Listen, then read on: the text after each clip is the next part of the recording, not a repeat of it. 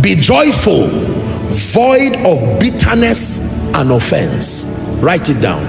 Be joyful, void of bitterness and offense.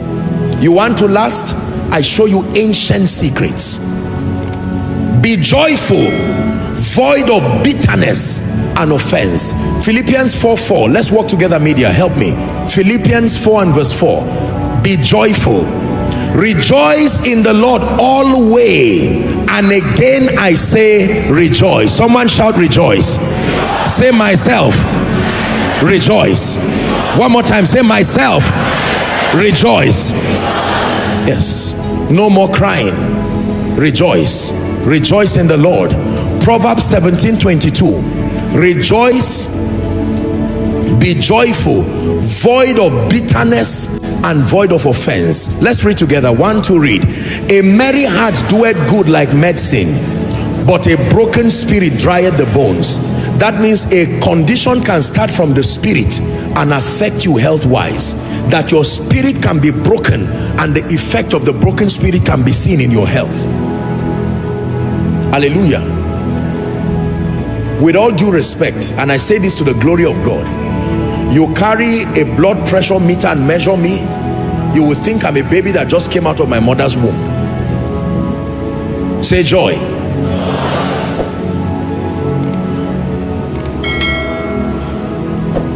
There are many of you having high blood pressure over nothing. You need to rid yourself of bitterness, rid yourself of offense. Ephesians 4:31. I'm showing you a very powerful secret. This fourth one is a very serious one. Let's read together. Don't be tired of reading. You're in church. Ready? 1, 2, read. Let all bitterness and wrath and anger and clamor and evil speaking be put away from you with all malice. Did God just speak to you?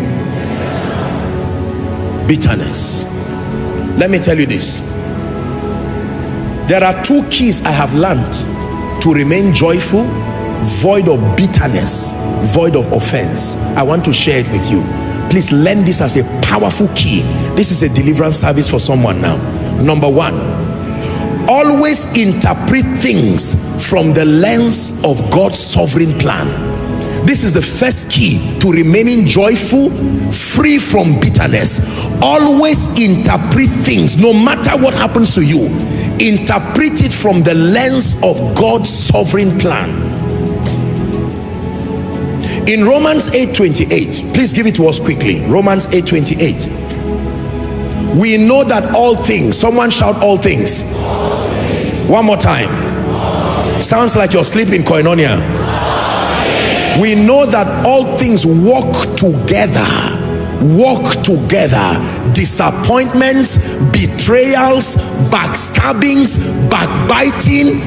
Are we together? Falsehood.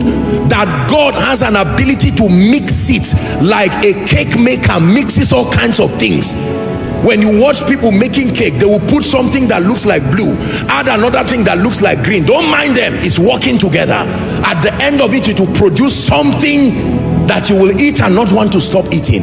All things work together for good to them that love God, to them who are called. Listen, no matter what happens in your life, especially negative things, there are 2 questions you need to ask. Number 1, do I love God?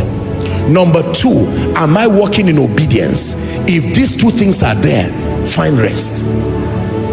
Do I love God genuinely and sincerely? Number 2, am I walking in obedience to his word? And it's only you and God that can answer that question. Are we together? Always interpret things from God's sovereign plan. Genesis 50:19 and 20. After the brothers of Joseph betrayed him and all kinds of things happened, Joseph told them, and Joseph said unto them, fear not, for am I in the place of God? Watch this, verse 20. But as for you, ye thought evil against me, but God meant it unto good, to bring to pass as it is this day, to save much people. Everybody say, to save much people.